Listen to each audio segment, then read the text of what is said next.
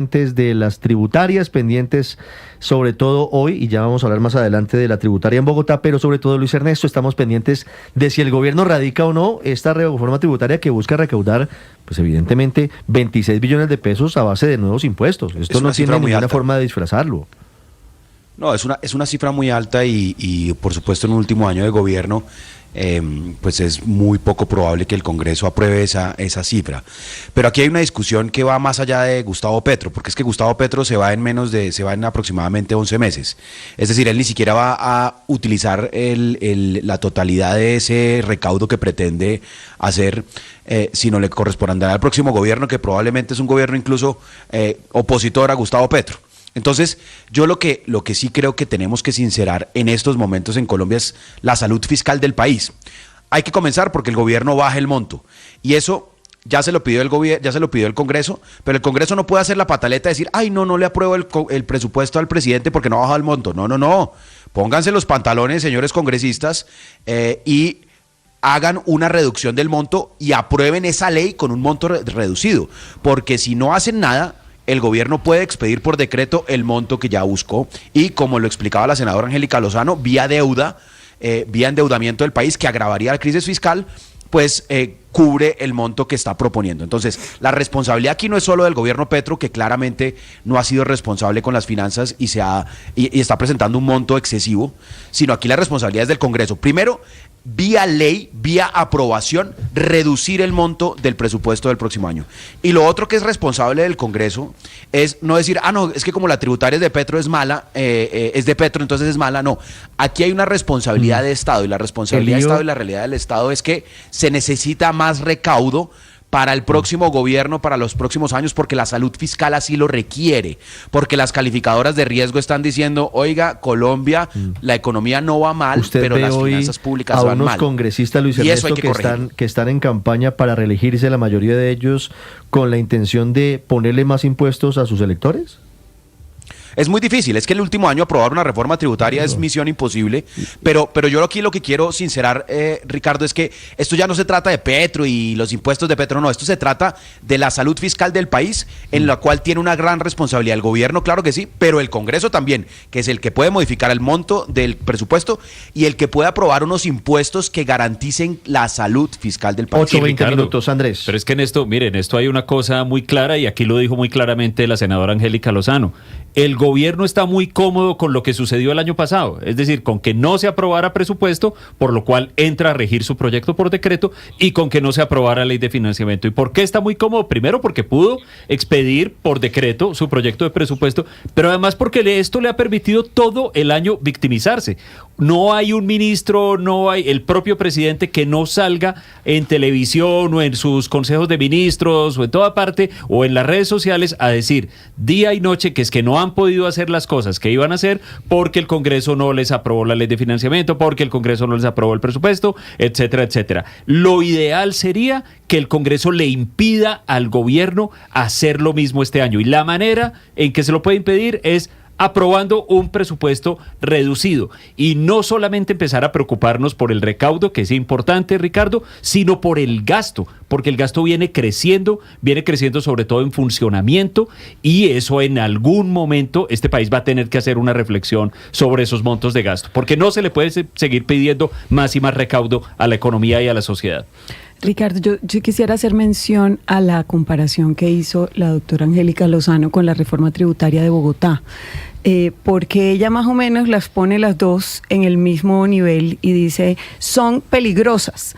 Y yo la del gobierno Petro, la del gobierno nacional, no la conozco, pues no la conocen. Que nadie la conoce, no tenemos el texto. Pero en cambio la del gobierno distrital sí la conozco, y sé también que no solamente tiene alza de impuestos, sino incentivos, y que fue pensada y propuesta por un grupo de técnicos expertos que han trabajado en distintos gobiernos, o sea que representan distintas miradas, entre los cuales está Luis Fernando Villota, Jaime Bonet, Carolina Soto, Lisandro Junco, Fidel Castaño Duque, María Carolina Castillo y Beatriz Arbeláez Martínez, y propusieron esas alternativas para ser discutidas en el Consejo de Bogotá. Entonces me parece injusto decir que una reforma que no conocemos el articulado, se compara con otra bien. que además fue sumamente 8:23 pensada minutos, por unos pero expertos que para también genera voto. una controversia, pero estamos hablando efectivamente de la reforma tributaria nacional, de la que hoy presentaría el gobierno del presidente Gustavo Petro. Aurelio, 8:23.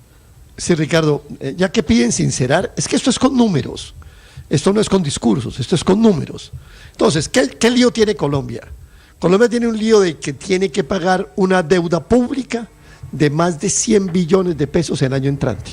El servicio de la deuda pública vale 100 billones de pesos el año entrante. Y óigame el dato, ¿está bien sentado, don Ricardo? Sí, señor. El dato es que de amortización a capital, solo va a pagar menos de 30 billones y el resto son intereses. Ahí es donde estamos parados. Entonces, Colombia está en una sin salida en materia de servicio de deuda y hablando de gastos de funcionamiento. Andrés lo mencionaba. ¿Sabe cuánto ha crecido el gasto de funcionamiento en los 4 años de los presupuestos de Petro? Dígame. Ha crecido por encima del 35%, descontando la inflación. Entonces, tenemos un lío de la Madonna. Y no es posible, óigalo bien Ricardo, recoger 26 billones en una reforma tributaria con la estructura tributaria de Colombia, con la estructura socioeconómica de los contribuyentes colombianos, si no se sube el IVA y los impuestos indirectos, los de consumo, los de gasolina, etcétera, etcétera. Es decir, el país está entrando a una fase casi de inviabilidad fiscal por el que tiene que responder este gobierno, que ha sido verdaderamente irresponsable. Claro, lo que pasa es que el gobierno le está tirando el muerto al Congreso. Álvaro, 8:25 minutos. Ricardo, este es un problema económico, pero que se resuelve con política, porque es política económica, siempre y cuando no sea con política de polarización, porque esa no soluciona nada, sino que agrava todo y solo sirve para ordeñar electoralmente. Lo que vemos es normal entre los gobiernos y los congresos, la puja por los presupuestos.